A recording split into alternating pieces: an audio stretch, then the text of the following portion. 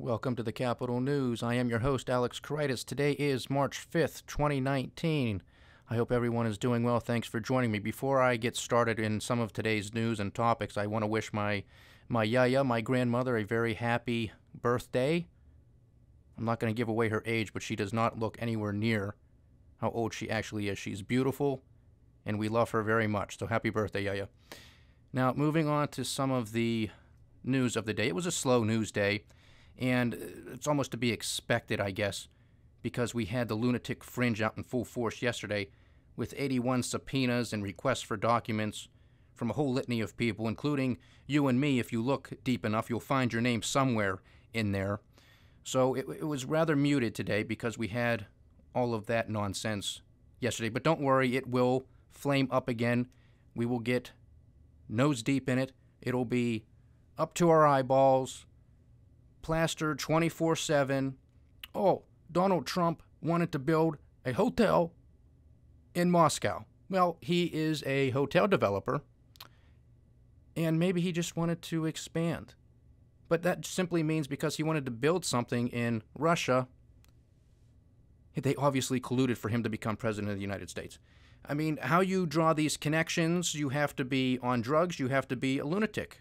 And when you look into the eyes of these people, yeah, they're probably one or the other, maybe both. But some of the news that was out today had to deal with the 2020 election, and we will not be seeing Hillary Clinton throw her hat into the ring one more time. Third time's a charm, maybe? She's not going to risk it. But then if you follow this podcast and you know about the Clinton Foundation investigation, maybe the old girl's going to be in handcuffs. Maybe she'll be in trial for fraud, for tax evasion. I don't know. I'm crossing my fingers because I just know in my bones that the Clintons are a bunch of frauds. They're criminals. They deserve their day in court. I'm not saying just lock them up and throw away the key. They deserve due process. But they definitely deserve their day in court because that's where they belong. The people deserve to know what's going on. If you want to say that all of these things are outrageous that President Trump did and those who he has associated himself with, that's fine. Again, nobody's above the law. Go ahead and do your investigations. Despite the lunacy of all of it, Congress does have the right to investigate. It's completely political. Nobody's talking about the real structural issues we have in this country. Nobody talks about the $22 trillion in debt and rising. Nobody talks about the unsustainability of Social Security and Medicare. In fact, if it has to deal with Medicare, now it's Medicare for all. It's free for everybody. Free for everybody. Check out an article on the Capital News that I had just posted the other day. Check it out. Leave your comments. I'd love to hear from you on that.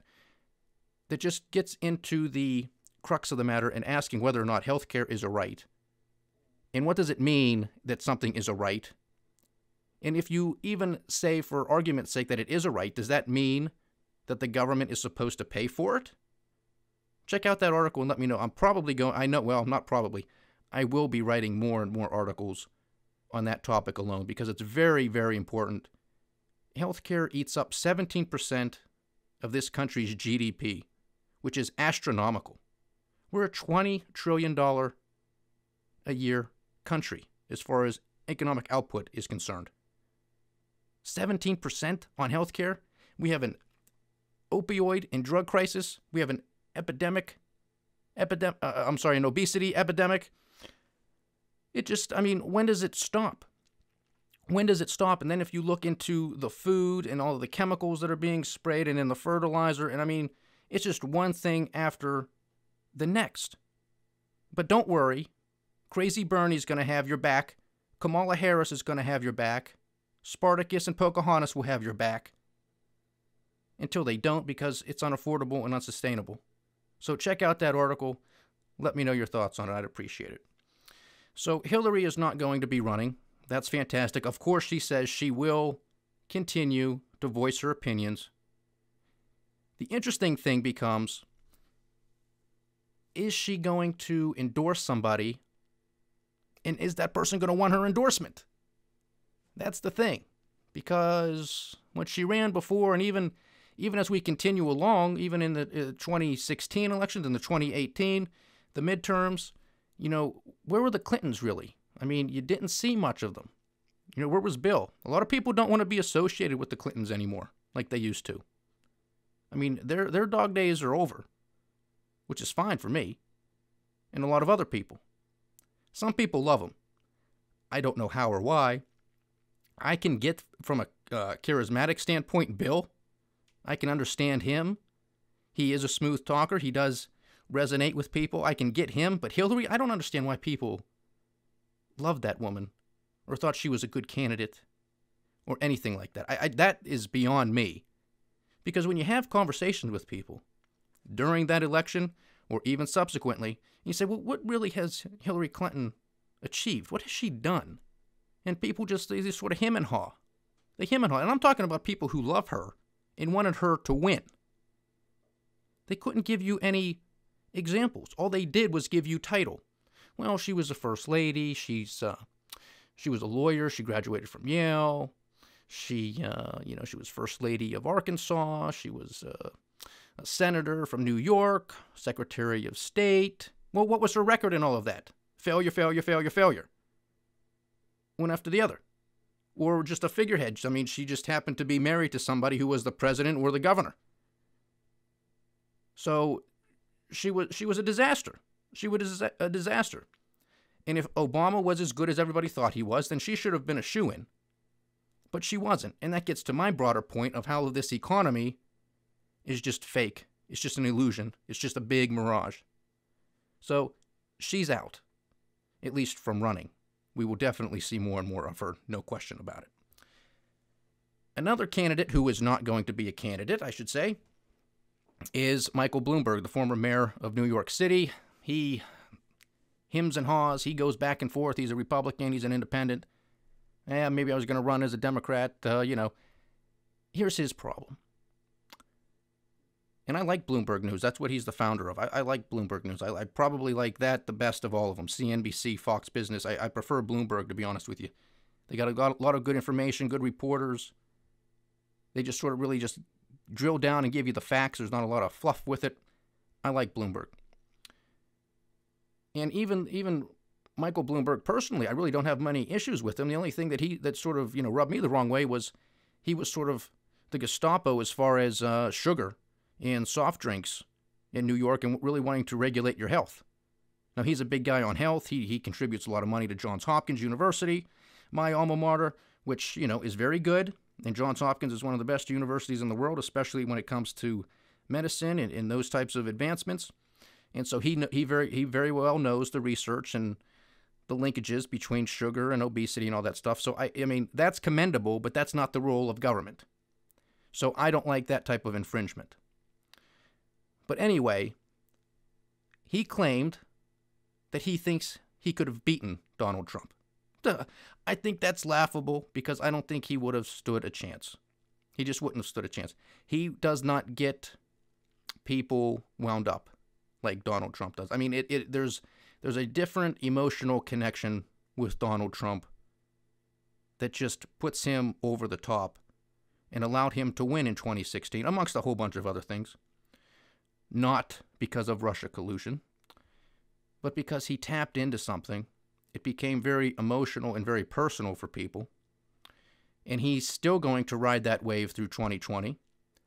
But there is going to be a lot more emotion on the other side. Because Hillary Clinton is not somebody who inspired a whole bunch of emotion to really support her. Would she have been the first female president? Sure. But that wasn't enough. It wasn't enough. Because we had and still have structural issues in this country. Politically, socially, economically. They weren't addressed during the Obama administration. Some of them most of them aren't even being addressed under the Trump administration, which is very disappointing to me. But he is doing what he can do. I mean, you can't hold President Trump responsible for 50, 60 years plus of poor policy decisions that have led to this point and have sort of been growing exponentially over the past couple administrations, the Bush administration and the Obama administration. So the man's doing what he can do. Everybody would always like the man in charge to do more. I get that. I try to put that emotion aside the best I can and say, okay, it's only been a couple years. He's fighting a huge uphill battle, but some things he could definitely take on more aggressively, and I wish he would. And that's what I talk about all the time on this program. But Michael Bloomberg will definitely be staying in politics. He will continue to fund, and I mean fund, the Democratic contender, whoever that may be, he or she. Believe you me, this man is one of the wealthiest men in the world, which is another reason he probably backed out. And I think to the same extent, it's probably another reason why Hillary Clinton backed out, because they're not lunatics. Pretty much everybody else who has thrown their hat into this ring on the Democrat side, they're lunatics. And I'm not going to sugarcoat it and be nice to these people, because they're not going to be nice to you when they want to take over every aspect of your life. When they want to raise you and take care of you cradle to grave. I'm done being nice with these people and to these people, because they haven't deserved it. They don't deserve it. And being nice only gives them, well, I can take advantage of this person because they're being nice to me. Because they don't care. They don't care. They want to say all of these things are going to be free and everything will be just fine. And then you wait and you see how free is. It won't be. It'll be more expensive than you can ever imagine. Medicare is going to be free. I guess your retirement's going to be completely taken care of, because it's not going to be Social Security. So I don't know what they're going to come up with there, but whatever that is, it'll be free and you'll be taken care of. All of your health care is going to be taken care of. You have a kid? No problem. Your child care is going to be free. We'll take care of all of that. Don't worry about it. Put them through school. We got government-funded education. University? No problem. That's free too. I mean, how people believe this is scary. And there's no other word for it. I mean, I could put some other adjectives on it, but then this wouldn't be a family-friendly show. These people are scary, not only to say this. It's one thing for a politician to get up there and say it because they want elected. I get that. It's not right, but I get it. But the people who actually believe it, that's really scary. I mean, what kind of drugs are they on? How desperate are they? What type of educational system have they gone through? Oh, I know. They've gone through the government-funded education system that has their minds turned to mush from the very beginning, to not think independently, evidently to not teach them anything about economics or socialism or communism, fascism, any type of word you want to look at like that, where there is a government tyrannical rule. It isn't. And not only do they not teach them about that, but evidently they're not teaching them about the founding of this country and what made it and makes it so great. Now, I definitely think we have regressed quite a bit. I told you, this is not a free market capitalistic system in this country. It is a twisted, disgusting hybrid of corporatism/fascism, whatever word you want to use, with a big dose of socialism. And when you got the likes of Pocahontas and Crazy Bernie up there, two main lunatics on the left, telling you that everything's going to be free and they want a socialist utopia, well, then all bets are going to be off if those people get in. I mean, yeah, we have checks and balances, but, you know, when you have somebody who wins the presidency, they come in with some political capital. And are they going to get 100% on what they want? No. No. No one ever does, nor should they. But they're going to get something done. And even the smallest sliver of anything that they want to put through will be devastating to this country. Now, they're not going to win, because this country, I think instinctively, despite what we see in the media, knows that it cannot tolerate socialism. It just can't. It's not what this country stands for. It's not what this country was built on. That is in us. That's in our DNA somewhere. It just needs to be brought out more aggressively. But the reason why it gets pushed down so far and deeper and deeper and deeper is because we have more government and more government and more government. And people don't make the connection. You have Crazy Bernie and Elizabeth Warren up there, and all of them up there saying, well, yeah, it's a fixed game, and, you know, these businesses overtake the government. Do they not hear what they're saying? Do they not hear what they're saying? That they overtake the government. Well, Why do they even go to the government? Because the government spends $4 trillion a year. That's why. They want some of that money. And can you blame them? I mean, do the math. Do you understand how much a trillion is? That's 12 zeros. It's a million millions. Can you even fathom that? I understand how big that number is to know that I can't fathom that. And we don't spend $4 trillion since 1789 to today. We spent that every year for the past decade. The past decade. That's $40 trillion. Where is the success? You could have paid for the Green Deal. If there's telling you that it's going to cost 30-some trillion dollars, you could have paid for the Green Deal.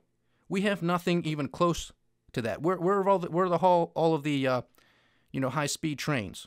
Where's this great infrastructure? It's nowhere to be seen. It's nowhere to be seen. So it is a rigged game. It is a fixed game. But who's fixing it? It's the government. If the government didn't have that kind of money, they couldn't give it to somebody. See how easy this is? It's not that difficult. Yet somehow they think it'll be different this time because this time I'm in charge. This time Pocahontas has the keys to the kingdom. Therefore, everything will be fine. This time Bernie Sanders is the key master. He's the ringleader. He knows what to do. And this time it's just going to be butterflies and unicorns. If you believe that, you're going to get what you deserve. The problem is a whole bunch of other people who didn't vote for it are going to get something that they don't deserve. And could the people who voted for this tyranny, for this lunacy, do they care about the other people? No. They just care about themselves, and they want the free stuff. And they want to tax rich people to death. As if being rich and wealthy and successful is a crime. I am going to make the corporations pay their fair share. They have to pay their fair share just like everybody else. Bernie, what's a fair share, man? The wealthy already pay the vast majority of the taxes in this country. The poor, even some of the middle class, don't pay any income tax. What the hell are you talking about? Go sit on your rocking chair in Vermont, eat some cheese, and shut the hell up. Because you're doing a huge disservice to this country when you go out there and you say that all of this stuff can be free. Now, I will give Bernie Sanders and even Elizabeth Warren some credit on this. They have the ability, sometimes, not all the time, but they have the ability to identify a problem, and in some cases, they even have the ability to root cause it, particularly when it comes to finances, the banking sector, and the Federal Reserve, which you hear me rant and rave about all the time on the Economic Podcast. Their problem, however, and it's a huge problem, they have no idea how to solve it. They have no idea how to solve the problem. They can identify it, they can perhaps root cause it, but then it's like, well, what's the solution? What's the solution?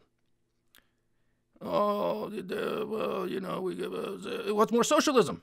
It's more socialism. It's more money printing, which would require the Federal Reserve and the banking system to get involved to likes they've never seen before.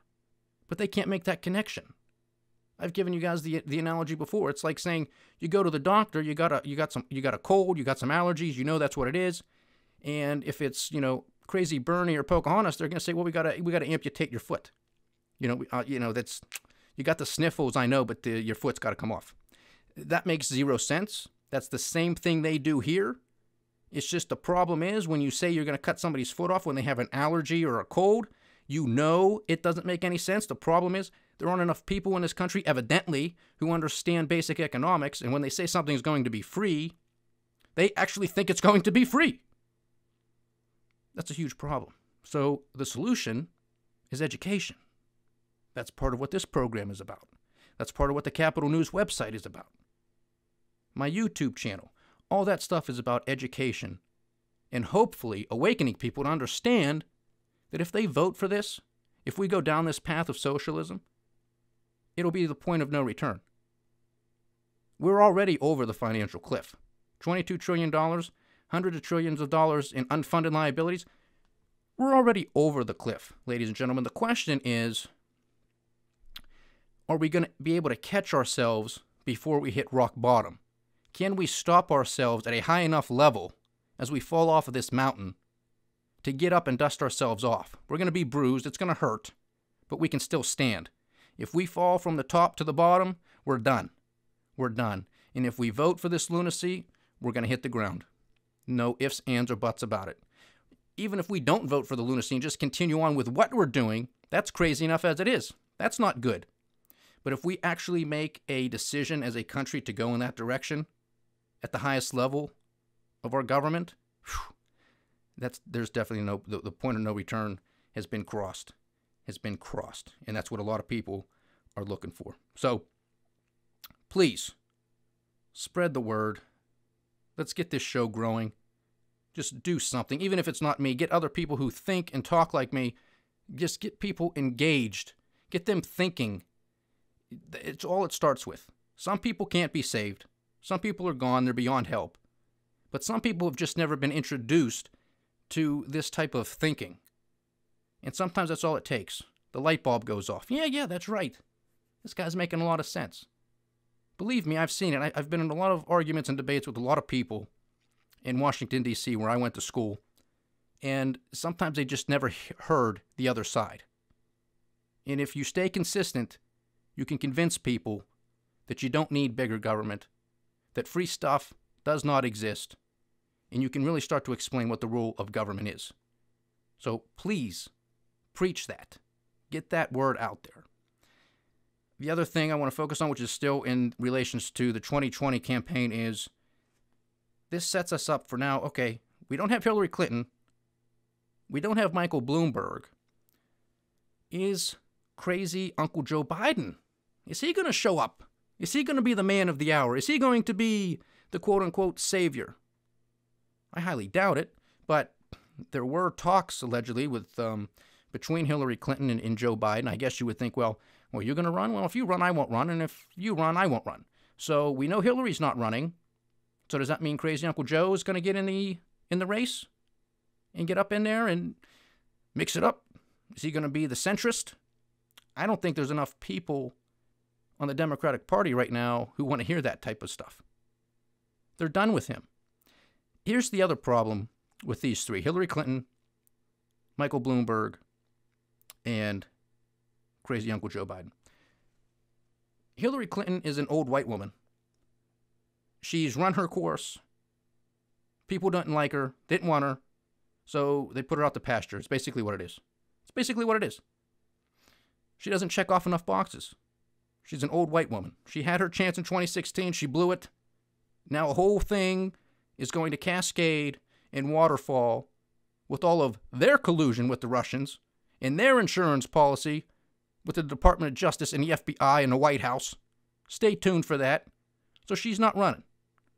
Got Michael Bloomberg. He's an old, rich, white guy. And I'm talking rich. $50 billion? How the hell is the lunatic fringe going to vote for this guy? How's he going to do it? And he used to be a Republican. He stands no chance. Now, he's not running because he's a smart man. He's a smart man. You don't have $50 billion because you're an idiot. He's like, oh, man, if I get up there against crazy Uncle Joe Biden, he's really the only one that's kind of like me, but then I got to go up against crazy Bernie and Pocahontas and Spartacus. I don't stand a chance. Even though I have $50 billion, they're preaching to lunatics. I'm not a lunatic. So I have to bow out. I'll give my money to whoever wins because I really don't like Trump, but that's the best he's going to do. He's an old white guy, and he's straight. So, he had to bow out. I mean, that's what you do. You can't compete. You can't compete. Now, the other person who threw his hat into the ring was Governor John Hickenlooper of Colorado. I mean, I don't know what the hell this guy's going to do. I mean, he's from Colorado. He's white. I don't want to say old, but he's, middle-aged. He's older. As far as I know, he's straight. So he's not checking off a lot of boxes other than the fact that Colorado, you can smoke weed. I mean, that's really the only thing he got going for him. But Kamala Harris smoked weed, so she's cool. Bernie Sanders is all for it, obviously. Elizabeth Warren, Pocahontas, smoking peace pipe. I mean, what's he bringing to the table? Maybe he just wants to be the vice president, ambassador to the United Nations, something like that. A lot of these people just run to get name recognition. Maybe they'll run down the line. Maybe they want to be vice president. This guy stands no chance. So, with that, I'll wrap it up. 2020 is going to be so interesting. It's not even funny. It's scary, actually. And it's really the squeaky wheel gets the oil. And my God, are these people squeaky. Thanks for joining me today, ladies and gentlemen. It's been a pleasure having you. Please like, share, subscribe, get the word out, leave your comments. I'd love to hear from you. This is the Capital News. I am Alex Kreitis. Godspeed.